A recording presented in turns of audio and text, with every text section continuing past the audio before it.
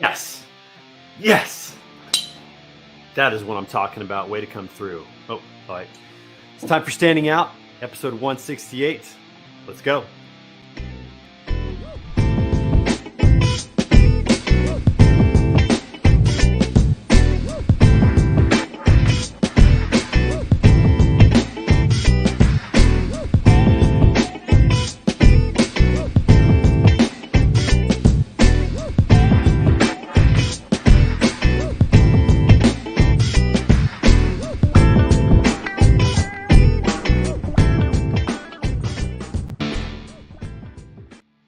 Oh, man, every time I see that countdown timer and my stepdad walking in on me, it's hilarious. That was a good moment. All right. Hey, everybody, it is Monday, and you guys know what that means. Trey Griggs here, Beta Consulting Group. We're here for another episode of Standing Out, daily podcast about sales, marketing, leadership, episode 168. We've got a killer guest today, and in fact, this entire week's lineup is phenomenal. So excited about this week. It's going to be absolutely wonderful, but it's Monday, which means that we also had an episode of Iron Minds this morning, episode 30. My man Hayden Allred, a little workout and talking about getting our mind right, getting our bodies right for the week. Remember, as iron sharpens iron, so one person sharpens another. Make sure you're helping each other out there. If you want to get in a good workout or just hear some conversation, be sure to download that podcast, or you can watch it live right here every Monday morning at 6 a.m. LinkedIn Live, YouTube, Twitter, and Facebook. And also, it's a big week this week. We have the Iron Minds Tough Mudder Charity Challenge. It's this Saturday down in Dallas. I don't know if we're ready or not, but we're going to do it anyways. And it's going to be fun. So be looking around for some information on some charities we're going to be working with. And if they vibe with you, donate some money, help us out. We'd appreciate that. We'll be putting some things out on social here for the next 4 or 5 days. So super excited about that. That's coming on Saturday, 8 a.m. We're doing 9 miles and 30 obstacles. So super excited about that. Hey, before we bring on our guest today, let's give a shout out to our sponsor, TAFS, the good guys in Freight Factoring. They are helping those owner-operators and small carriers keep those wheels turning with cash flow resources, discounts on fuel, tires, all kinds of other things that they need, helping them understand the business, how to become more profitable. They are looking out for you. So check them out at TAFS.com. Tell them Trey sent you. Or easier than that, just simply click on the link that Ruth is going to put into the comments today. You can go right to my landing page so they know that I sent you. Listen, I got to get credit for this, peeps, so help me out. And click on that link and get started with TAFS today. Also, lastly, when you're out on online, make sure you go to our swag store, which is on our website, and pick up some merch, peeps. We're trying to create a community here of people that are pursuing excellence. How do you do that? Get them dressing alike, get them drinking out of the same water bottles. Listen, we got the Standing Out water bottle and so many other things. And of course, because it is October, we got a coupon code for you worth 20% off your entire order. Simply put in SPOOKY, SPOOKY. You get 20% off the entire order. And be sure to take a picture or send us a video when you get your swag. We'd love to see it. And remember, every time you see it, think about pursuing excellence. That's what we're all about. We want you to be about that as well. All right, let's go ahead and bring on the guest for today. This guy is all about strategy and innovation, one of the smartest minds in the industry, working for one of the best 3PLs in the industry as well. So super excited to bring on my friend from Echo Global Logistics. Everybody get up for Jay Gustafson. Gustafson. You got it. You're close enough. Close enough, man. Close enough. I knew I was gonna butcher that, man. How you doing, buddy? Doing well. How about yourself? Man, I'm doing great, man. Thanks so much for being on the show today. Super excited. Coming to us from Chicago. We got the sales floor in the background. Look at that. That backdrop's one of the best we've had on the shows, man. Give everybody a quick 30 seconds of who you are and what's going on at Echo Global. So as you mentioned earlier, my name is Jay Gustafson. I'm Echo's EVP of brokerage operations. In my current role at Echo, I oversee two main areas of our business. I oversee our capacity operations, the truckload, the intermodal, the partial truckload sales and operations teams that build out our capacity nationwide are part of my organization. And then I also oversee a group that we call Marketplace Solutions. That team is really tasked with leading our digital innovation strategy at Echo, figuring out what product developments we need to make to support the carriers, the shippers, and our internal employees on a daily basis. Yeah, and how did you get into that? Talk a little about your career. I know you've done some things before with startups as well. How did that really become a really big focus for you? So I've, throughout my career, I've been in transportation since I graduated college. I actually went to college as an advertising major through an internship. Did you really? Yeah, so went to Bradley University down in Peoria, was an advertising major. Always the Cardinals down there? Excuse me? Are they the Cardinals down there, Bradley? What's their? Bradley Braves. Braves. Okay, I was way Braves, off. yeah. Not even close. And so, really always thought that was what I wanted to do professionally. And as I was going throughout my, years of school, I interned at an ad agency, quickly realized it was just not the environment and what I wanted to do day to day. I didn't really find, as much purpose in that field as I had hoped. And through a random interaction with somebody I went to high school with, learned about a company called AFN. At the time, they were based up in Bannockburn, Illinois. They were about 12 months old, and they needed their first interns. And I happily volunteered to leave the ad agency I was at, cut down my commute from the suburbs into the city, and ended up interning as a carrier operations representative, tracking freight, dealing with truck drivers on a daily basis. And it really opened my eyes to how big the industry was and to how it impacted our lives as just consumers and people in ways I never, recognized. And so like the scope of the industry as a intern really got me excited. It got me interested in the long-term career objectives. And before I graduated, I committed to coming back to AFN upon graduation. And so for the last 18 years, 19 years, I've been in the freight brokerage industry. Spent the first 4 years of my life at AFN, carrier rep, carrier manager, learned the ins and outs of the truckload industry, got an opportunity to manage the carrier sales team, found my way to Echo Global Logistics in 2008. It was a pretty cool time at Echo. They were a startup, about 3 years old, dominating the LTL space, but we're looking to build out a truckload brokerage within that overall operation. And so I joined the organization in 2008 as a carrier sales manager, built out the initial carrier sales team, and helped Echo start to solidify their position as a major player within the truckload and the LTL space. Yeah. And through relationships and just some random interactions, as you mentioned in your opening remarks, ended up leaving Echo, joined a company called Open Mile that was based out in Boston. We were a venture-backed startup that was focused on disrupting the transportation industry. We were essentially building a digital freight brokerage before that term was really prevalent within our industry. And that experience really opened my eyes to the way that technology has the power to transform an industry. And we grew that business over the course of 3 years. And ironically, Echo bought that company in March of 2013. And I've been back for almost 10 years now. And so over the last 10 years or 9.5 years at Echo, I've been in a variety of roles, leading the carrier sales and operations organizations, starting that function I mentioned to you back in 2019 called Marketplace Solutions that was really focused on our digital transformation. And last December moved into my current position where we brought the operations and the technology kind of back together to lead the long-term strategy.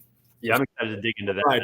Ask you, when you were at Open Mile, did you use the digital freight, acronyms, DFM, DFB? Did you It wasn't. I think at that time we were referring to it as an automated brokerage. We had this, I think philosophy that technology could really automate much of the interaction with shippers and carriers, and so that was the verbiage we used at that time, and it's obviously shifted over the last few years. Yeah, I think that's the same verbiage that like Uber used when they first started too, this automated, brokerage type of a concept instead of digital freight matching. Talk about that time at Open Mile and being back with Echo. When did you start to realize that, technology could actually do a lot more for brokerage? And I want to really dig into this relationship between technology and employees and humanity. Talk a little bit about that in your experience. So, at Open Mile, I was the only employee with logistics background. And so I was fortunate to be exposed to a group of leaders that had used technology to disrupt and transform other industries, from social media to the warehousing space and many in between. And so that experience, that exposure really, I think, led me to identify some of the inefficiencies within our industry. It opened my eyes to the way that technology could address these highly repeatable functions or actions that were taking place throughout the day, to allow employees to focus on areas that were maybe more strategic, that added more value to the customers they supported. And so that just osmosis and learning through these other leaders of how they've used technology to attack similar problems was, I think, really powerful in terms of both my career journey, but also in how I thought about technology transforming the brokerage space. The other thing I really learned through that experience was the power of data, and how objective decision making based off of data you were able to mine and get your hands on really led to a more thoughtful and successful strategy. As I think about the early days of my career in the freight brokerage industry, and even as I've interacted with folks in my network in the years after Open Mile, so much of what many companies do is based off of this tribal knowledge. And while tribal knowledge can help you lay the foundation and have some success, embracing the power of big data for me was really that shift in mindset that unlocked the success that we've seen, over the years. And so it was understanding how disruption could be a good thing, understanding how data can help drive better business outcomes. Yeah. So back in 2010, this was way back, and technology and transportation was even worse in terms of what was out there. What was the first process, the first, human interaction, or your first process that you saw technology radically change and transform? So at Open Mile, the first business, I'd say there's two operations that we really focused on that were, I think at the time, transformative and not necessarily something that the wider industry had adopted. The first one was this concept of allowing truck drivers through a mobile app or a web portal to find available freight and to book shipments that they were interested in. So prior to my time at Open Mile, any shipment I had ever seen booked with a trucking company was done over phone, or email. And so right, yeah.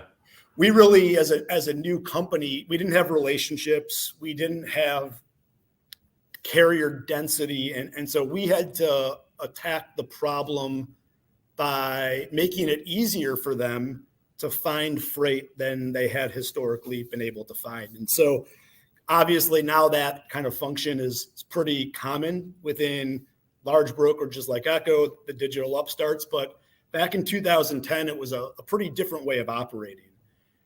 Internally, because a freight brokerage is successful not just because of the technology they offer their shippers and their carriers, internal processes, internal technology has to also improve.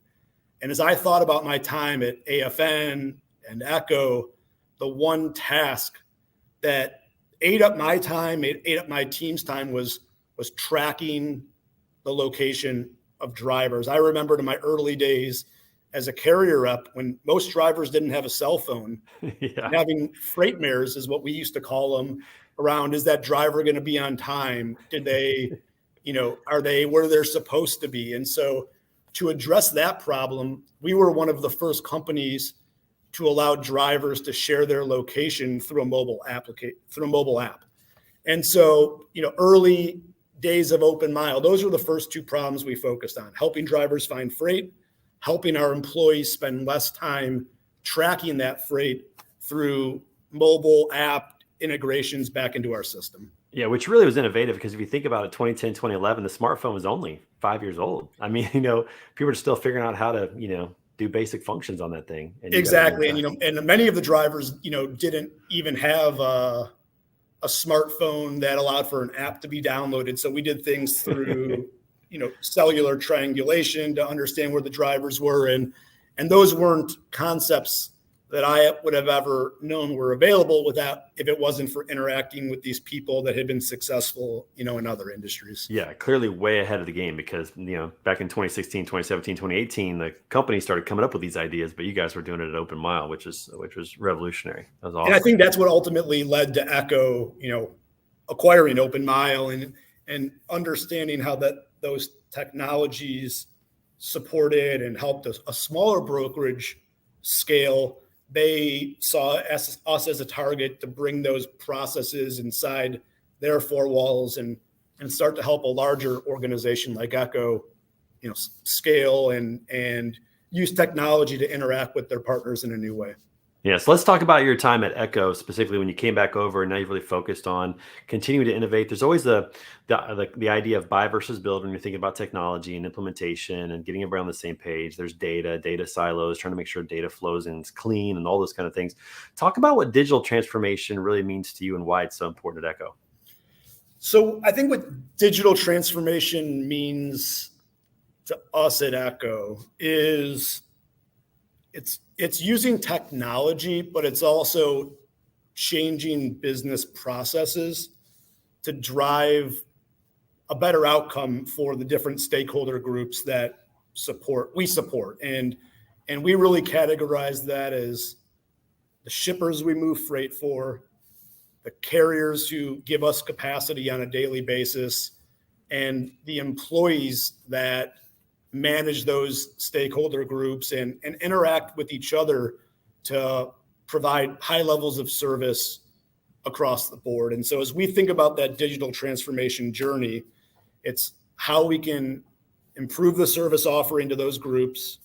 It's how we can allow our employees to manage more transactions per FTE and go out there and grow their books of business.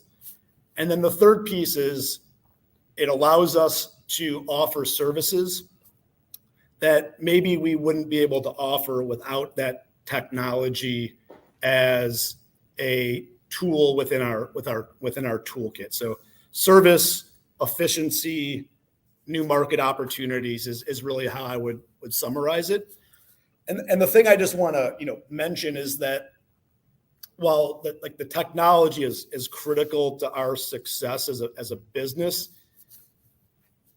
the technology at Echo or other organizations, I think, will fall flat on its face if the larger organization isn't bought in and that they don't understand where we're trying to go as an organization. Rolling out new technology in many ways is the easy part of our jobs, explaining why this is a better way of doing things, thinking through that change adoption strategy to get the employees, to buy into what we're working towards. That's where really a lot of the time for my team is actually, spent. And so the technology is critical to our success, but the team members and the relationships that they've built that open up an opportunity to leverage that technology, that's really a key part of what I'm focused on and what we're doing as a business. Yeah, that's always the issue with technology is adoption, because the greatest technology in the world, if it doesn't get adopted and really believed in and utilized, then it doesn't really play the role it's supposed to play. Talk about, the value of being thoughtful in the change management and how that goes with the values that you guys have of really technology plus relationships, of putting the two together. Yeah, I mean, I think, we use the phrase, and you kind of just hit it on the head, that we think the winning formula is this marriage of technology and relationships. And we use the phrase technology at your fingertips, experts by your side. That's how we position our technology to the shippers and the carriers that we work with. And I think one of the reasons that approach in transportation is so important. Just to kind of highlight an example or two is that the rate of exceptions within our industry is pretty high. And when exceptions occur and when things don't go as they're planned, that driver, as I mentioned earlier, from a tracking standpoint, isn't where they're supposed to be for whatever reason, you can't just point the finger at the technology as the culprit of that issue. You've got to triage that problem and manage the customer service aspect of our job as a third-party logistics provider. And so we really see technology as this mechanism that expands relationships, makes relationships stickier in many ways, but we have a great appreciation for the importance of delivering a high level of customer service to the shippers and the carriers that we work with. And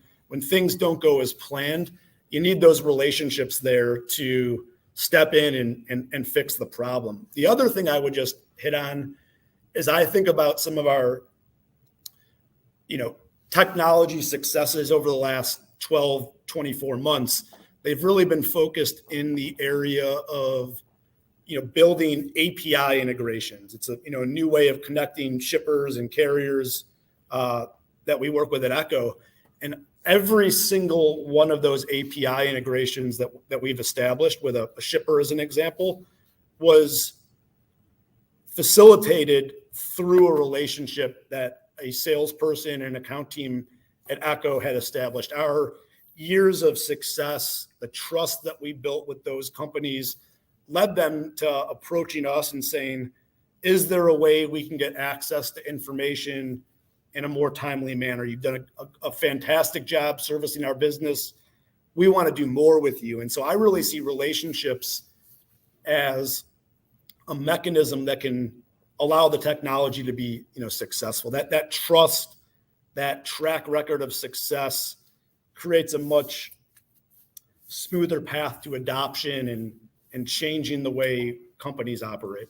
Well, certainly internally, if your employees have the trust and respect of the leadership who are putting in these changes, then it makes it a lot easier for that as well. I mean, relationships at the end of the day is what it's all really built upon, even with the best technology. So I love that perspective. And I'll just add to that. I think from a culture standpoint at Echo, we've got a number of values, and one of them is, better is the only option. And so we've really ingrained in our employees from the day that they started Echo to be inquisitive, to ask questions, to bring solutions to the table. Many of the technology features and products we've developed have come directly from employees raising their hand and saying, I think there's a better way of doing things. And so having this culture that embraces transformation and embraces a better way of doing things, I think ultimately has let Echo become successful in this transformation journey, and some of the companies we look to in the industry that we think are doing a good job, I think also have that same philosophy. How are you facilitating that? Or you guys have, like surveys or town hall meetings or drop boxes? How are you getting that feedback and encouraging that from your team to say, hey, if you got an idea, we want to hear about it. We're going to value it. We're going to look at it and potentially, utilize it. Sure. I think we do it in a number of different ways. We do regular surveying of our carrier, shipper, and internal employees to understand. Companies don't do that enough. They just don't do that enough. It's remarkable. I think a lot of companies and leaders, for that matter, suffer from this mindset of, I know where we need to go as a business. And I think at Echo, we let our customers guide us to where we need to go. We listen to them. We build products that they're asking for. And to your question earlier, that can come through surveying, that can come through internal focus groups or external focus groups that we host. And, transparently, I think at Echo, we've got a great, culture within our leadership team of having an open door policy. I can say that, just today, I've had 2 or 3 employees pop into this conference room that I'm sitting in and talk about different ways they think we as a company should address different problems. And so think we just do a really good job of soliciting feedback and making sure people recognize that, they're a part of the solution and that their ideas actually, sounds a little cheesy, but can influence the way that we operate, long term as a company. But you got to create that culture where people feel comfortable raising their hand and sharing those ideas. And I think that's the critical component that you guys have done. I want to dig into your leadership philosophy in just a minute. But before we do that, we got to turn the show just for a minute. We got some fun segments that we like to do every show. So every day is a national day, Jay. Do you know what today's national day is by chance? I don't. I'm sorry to say that. It is National Bologna Day, which doesn't even, how do you get bologna out of Bologna? It's a weird word. Do you eat bologna? Did you grow up eating bologna? Do you like bologna now? I got to be honest. I'm a vegetarian, and so bologna is not in my diet. You're not missing out. And so I'm not going to be able to partake in the holiday today, which I'm sad to say. No, you're not missing out at all. I remember eating bologna as a kid going, this stuff's terrible. I don't know what's going on with this, but I don't eat it anymore and I don't buy it anymore. So we're on the same page here. I'm not a vegetarian, but I'm also not into bologna. So you bologna lovers out there, enjoy it, but we're not participating. That's it. All right. Second thing, Jay, is we got the random question of the day. I gave you a little bit of warning that we're going to have this, but again, this is a random question. I don't know what it is. I've never seen it. I don't know if it's funny. I don't know if it's serious. I don't know if it's a good question or a bad question. No idea. All right, here we go. The random question of the day is, what flavor of gum do you wish existed? Are you a gum eater? I'm not a gum eater either. I apologize. I'm sorry to say, but chewer, not a gum I used to, I'll say this, I used to love sour candy. And so I wish there was a gum that was like apple warhead flavor. I used to love warheads when I was young. And so sour they don't gum make a lot of sour gum. Yeah. They don't make a lot of sour gum. It's almost always sweet or spicy in some way, like peppermint or something like that. I would probably go with I like Diet Coke with grenadine, like a cherry Coke. I like sure. Cherry. I would love that flavor of gum. Can't find it. Never seen that before. So I'd probably go that route. But interesting. All right. Well, that's the random question of the day. Interesting. Not a gum chewer. I'm a gum chewer. What about flights? Did you chew gum on flights for the pressure? Not I don't have the pressure issue that I used to have when I was a little child. So yeah, gum is not gum and bologna are not in my diet. So we're 0 for 2 today. All right, we're not going to do another. We want to strike out. All right, let's jump back on leadership real quick, Jay. I want to jump into this and talk about this. You've had opportunity to be in several leadership positions throughout your career. Talk a little bit about your approach to leadership, and specifically, as we've talked about off camera, some about helping people find their purpose in their career. Yeah, I think that there's a couple of things I like to really focus on, and ultimately it does come down to helping employees, find their purpose. But, I would say my leadership style is probably to be categorized as a servant leader. I really try to support my team in any way I can, if that's through, stepping in for them where they need help, if it's fostering an environment for them of continuous education and learning new skills. I really like to focus on supporting my team in any way that I can. I'd say I try to also establish a level of trust with them that they probably haven't experienced with other leaders that they've worked with in the past. And I think if you help, it's my personal philosophy is by supporting your team, by making sure that you can have a relationship built in trust. I think it really lays out the runway of how you can get the most out of your people in their careers. And so, from a purpose standpoint, I'd say the last thing I would hit on is I like to think about any role you're in as like, what contribution are you making? What are you doing from a society standpoint, from a organizational standpoint to really help your team and help the people that you work with, improve. And so I think it's just really important that whatever it is you do it in your career, that you really have internalized your own purpose, and that you're creating a narrative within your own mind that makes you wake up and and feel fulfilled on a daily basis, and that you're contributing to the larger, benefit. And so for me personally, I was always one of those people that liked to help others be successful more than being the person everyone pointed to for that win.